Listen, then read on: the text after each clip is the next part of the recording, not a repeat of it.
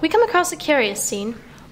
In the middle of an unnamed apartment, in the very named town of Salem, there lies a body. Not just any body, this is a dead body. Chelsea was not particularly well liked in this group of people.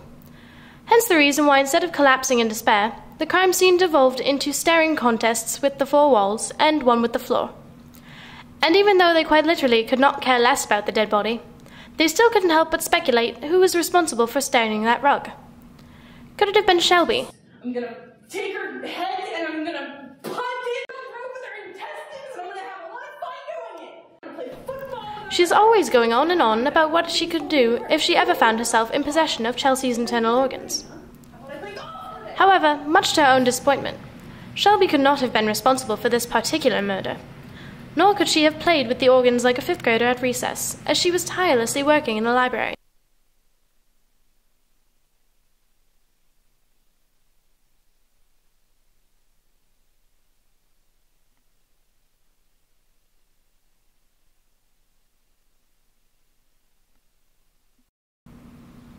Then we have Ryan.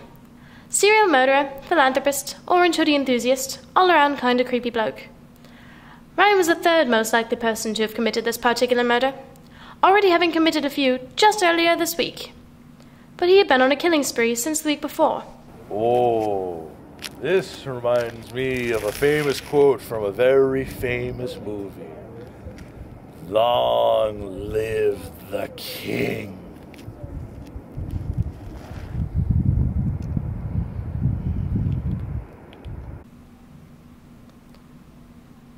And he was kind of murdered out. Next in line is Ashley, who everyone had always suspected would be the first to snap.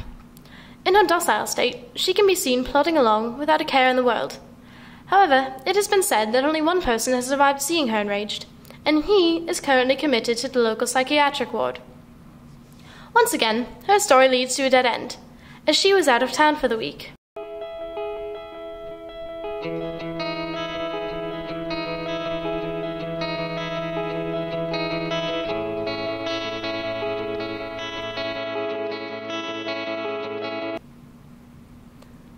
It took her 7 hours to find her way off that train, during which she was proposed to 6 times and almost kidnapped 8.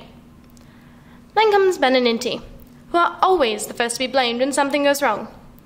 They've murdered several people already. Industry wouldn't be suffering, not them real shots. Hip-hop ain't dead, but it's on life support. And I'm the cardiac arrest at this moment. Somebody call a doctor. Somebody tell them that the devil got some competition. Real talk, I was chosen. I was blessed with the gift to spit. How you gonna stop the path God laid for me?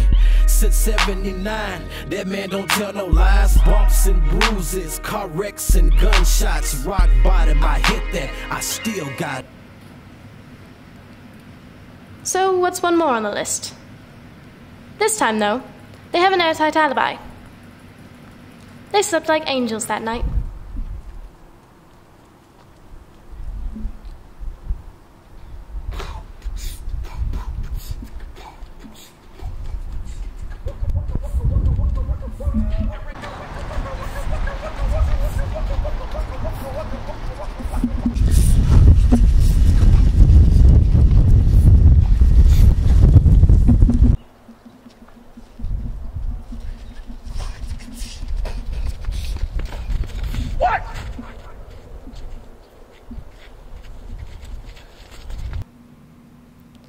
With everyone accounted for, not a suspect remains.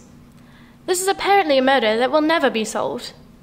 Poor, pathetic, disliked Chelsea will never receive justice. Her death will be just another tragic story of the times.